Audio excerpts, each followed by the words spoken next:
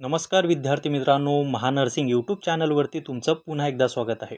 विद्यार्थी मित्रांनो, महाराष्ट्र शासनाने 2026साठी एम एस नर्सिंग CETचे जे पोर्टल आहे हे चालू केलेलं आहे. त्यासोबत M S nursing CET PCM आणि PCBचे कोर्सेसचे जे काही लिंक्स आहे ते सुद्धा चालू झालेले आहेत. म्हणजे एकंदरीत तुम्हाला अर्ज भरण्याची जी तारीख आहे ती चालू झालेली आहे.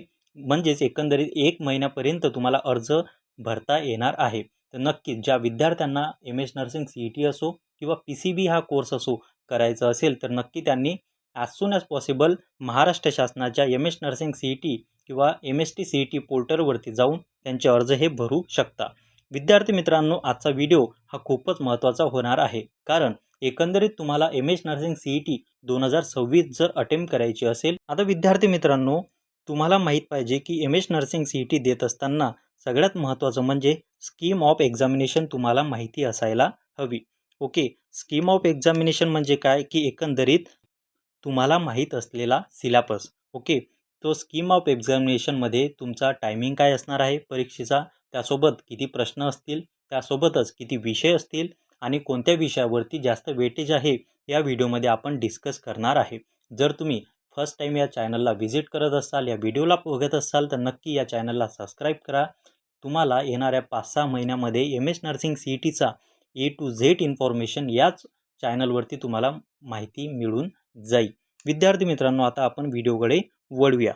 बघा विद्यार्थी मित्रांनो, सगळ्यात महत्त्वाचं म्हणजे स्कीम ऑफ एक्झामिनेशन म्हणजे काय.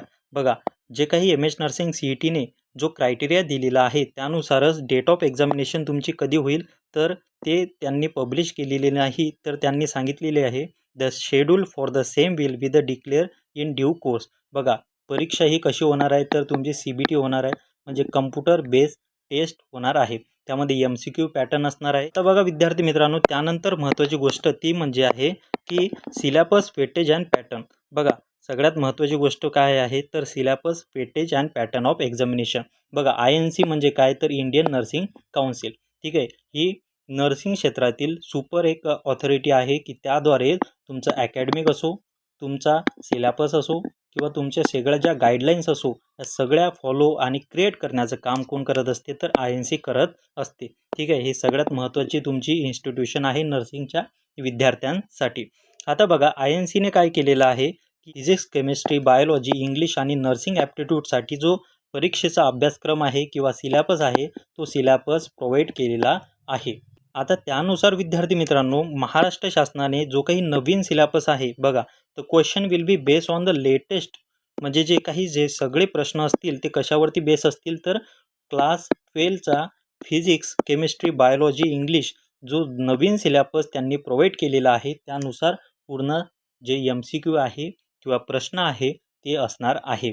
बघा, आता त्यामध्ये सुद्धा त्यांनी एक महत्त्वाची पॉईंट सांगितलेली आहे, there will be no negative marking, the question will be mainly application base. बघा, एखाद्या ॲप्लिकेशनवरती बेस म्हणजे एखाद्या सिच्युएशनवरती बेस असणारे हे क्वेश्चन आहे की एखादा व्यक्ती आहे तो हे काम करत आहे तर त्याला XYZ कंडिशन झाली तर तुम्ही काय करसाल तर तुम्ही प्रायोरिटीनुसार ॲन्सर करसाल. त्यालाच ॲप्लिकेशन बेस क्वेश्चन असे म्हटल्या जाते. ते अतिशय इझी असतात आणि ते तुमच्या 12वीच्या लेवलवरतीच म्हणजे डिझाईन केलेले असतात. आता विद्यार्थी मित्रांनो, निगेटिव्ह मार्किंग नसल्याकारणाने तुम्हाला जे काही एकंदरीत 100 प्रश्न आहे तर त्या 100 प्रश्नाचे पूर्णपैकी पूर्ण जे प्रश्न आहे ते तुम्हाला अटेम्प्ट करून यायचे आहे, जेणेकरून तुमचे निगेटिव्ह मार्किंग नसल्यामुळे स्कोअर तुमचा वाढू शकतो. आता त्यामध्ये त्यांनी सेकंड एक पॉईंट सांगितलेला आहे, तो सुद्धा तुम्हाला माहिती असायला हवा. तो म्हणजे नर्सिंगची जे CET आहे 2026ची will consist of 1 question paper of 5 section, multiple choice question असतील आणि each section will be 20 marks and detail are as given below. बघा, एकंदरीत तुम्हाला यामध्ये त्यांनी सांगितलेलं आहे की एकंदरीत 5 सेक्शन असतील. किती सेक्शन असतील तर 5 सेक्शन असतील. त्यामधला पहिला सेक्शन असेल नर्सिंग ॲप्टिट्यूड, दुसरा असेल फिजिक्स, तिसरा असेल केमिस्ट्री, बायोलॉजी आणि इंग्लिश. एकंदरीत हे 5 सेक्शन आहे विद्यार्थी मित्रांनो. आता या 5 सेक्शनमध्ये तुम्हाला एक गोष्ट ध्यानात ठेवायची आहे की हे 4 जे सेक्शन आहे हे 4 सेक्शन तुम्हाला माहिती आहे, परंतु हा जो सेक्शन आहे नर्सिंग ॲप्टिट्यूड म्हणजे जे एम एस नर्सिंग CET तुम्ही देणार आहे ते नर्सिंगचं जे नॉलेज आहे ते तुम्हाला बेसिक नॉलेज तुम्हाला या परीक्षेमध्ये विचारल्या जाणार आहे. उदाहरणार्थ जर मी तुम्हाला थोडं बेसिक इन्फॉर्मेशन दिली तर ते तुम्हाला समजून येईल. विद्यार्थी मित्रांनो, नर्सिंग ॲप्टिट्यूडमध्ये तुम्हाला काय विचारू शकतं याचं थोडंसं आपण इन्फॉर्मेशन बघूया. बघा, hand hygiene, okay, communicable diseases, त्याचं prevention, okay, basic healthy lifestyle, okay, यासारख्या ज्या बेसिक गोष्टी आहेत ज्या नर्सिंग असो किंवा एखाद्या इंडिव्हिज्युअलला माहिती असणे गरजेचे आहे. इमर्जन्सी केअर, ओके, इमर्जन्सी केअरमध्ये काय येऊ शकते तर CPR, देन रेस्पिरेशन, यासारख्या ज्या बेसिक गोष्टी आहे त्या तुम्हाला या परीक्षेमध्ये विचारल्या जाणार आहे. त्याचीसुद्धा माहिती आपण येणाऱ्या व्हिडिओमध्ये घेऊन येणार आहे. विद्यार्थी मित्रांनो, MCQ प्रत्येक सब्जेक्टला किती असणार आहे तर ते तुम्हाला इथे शो होत आहे 20 असणार आहे. जे इथं तुम्हाला शो होत आहे तर एकंदरीत 100 MCQ असणार आहे. ओके, तर 100 MCQ असताना तुम्हाला हे कळायला पाहिजे की मार्क्स पर क्वेश्चन म्हणजे प्रत्येक क्वेश्चनला किती मार्क्स असणार आहे तर 1 मार्क असणार आहे, जे तुम्हाला इथं शो होत आहे.